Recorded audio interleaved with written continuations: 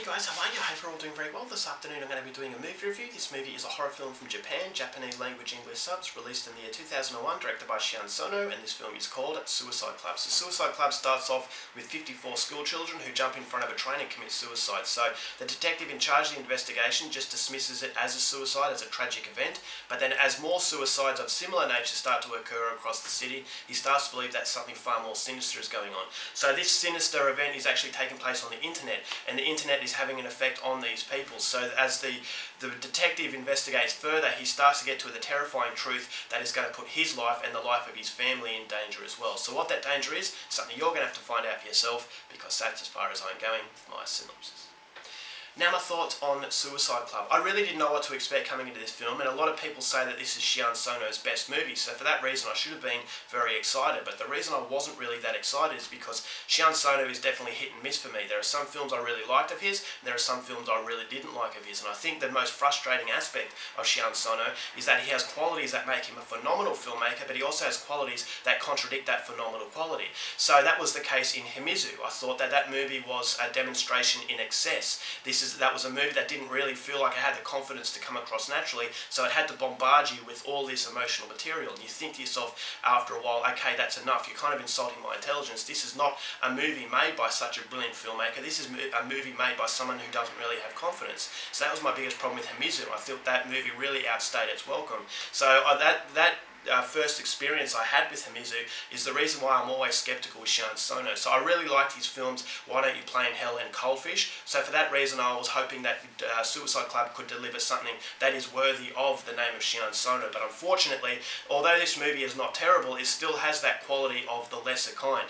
And it really reminded me of Himizu in that Suicide Club is definitely an exercise in excess. And I will go through that a little bit later, but to start off with, I will say the reason why this is a better film than Himizu is that it has a very interesting story and it never really lets go of the audience's attention, is because it is a very relevant problem that the movie depicts, and the movie depicts suicide, and the movie depicts Japanese culture and the Japanese way of life and how cold it can be and human existence, and that if you neglect yourself, eventually you're going to come to a dead end. So it is a commentary on Japanese culture and Japanese society, and I don't really understand that very well, but it is very relevant to Australian society as well, is that we've got a high suicide rate because you tend to neglect yourself is because you feel no one else will understand you. So this movie really depicts that very well, and it brings it up on the table, and there's enough hidden identity in this movie to keep you guessing.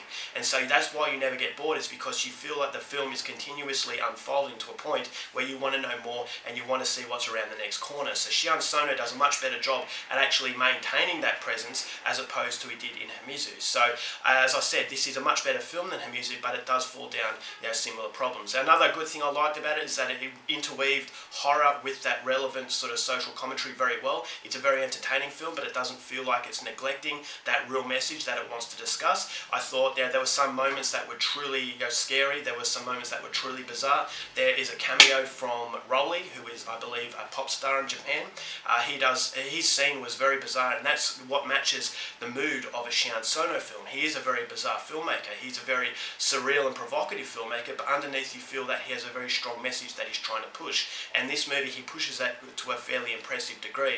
So the acting was fairly decent, but the problem with I have a lot of Japanese films is that they don't really feel very realistic in its characters. They feel more caricatured than they do a person you could relate to. So there's always that distance you can have with the characters and yourself, and you feel like there's a little bit of disconnection there that kind of dampens the impact that the movie wants to have. So I didn't really like that aspect of it. I thought the characters could have been painted in a more sort of dimensional shape, and there were also moments in the gore that was very much over the top, and this is where I say the excess comes into it. I thought there were moments that, especially at the start, the very first scene of this film was absolutely memorable. It was a fantastic scene, but when they jump in front of the train, blood and gore just flies everywhere in a very, very exaggerated fashion.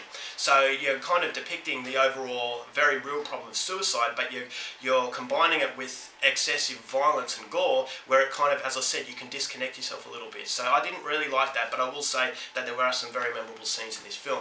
Unfortunately, as I said, the reason why this movie doesn't really work, in my opinion, it's not a great great film is because, as I said, the excess. Whether it's the music that has been replayed over and over whenever a sad moment is occurring, Sion Sono is not allowing the viewer to actually absorb that naturally. He's dictating when you should be feeling this, when you should be feeling that. And that was a very relevant problem in Himizu, in that you weren't allowed to absorb it naturally. You were told when you should be feeling scared, when you should be feeling sad.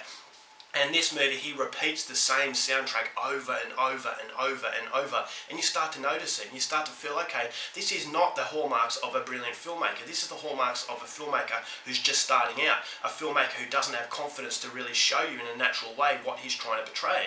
And so if you don't have confidence in the way that you're going about things, you start to notice that. So that's what I mean by 50-50 with Sion Sono. There were some moments that are brilliant, like the relevant subject matters in Suicide Club, but there is some stuff that's very amateur, like the excess material of playing that soundtrack or the score whenever a sad moment's happening. And then right at the end it starts to explain things a little bit better, but then it's very obvious in what it's trying to do. It's holding your hand and saying this is what the movie is trying to depict, and so you're never really absorbing it naturally to a level where you think that you're watching a movie done by a truly legendary filmmaker. So I didn't really like Suicide Club as much as I wanted to. I don't see all the praise that this movie gets. Having said that, that's just my opinion. If you want to leave your opinion, and you feel free to, argue my points. But for me, I just thought that it had some great moments, but it also had some moments that were lesser quality, and as a result of that, it just became a little bit of a disappointment. But having said that, it's still not a bad film, and I'm going to give Suicide Club 3 stars.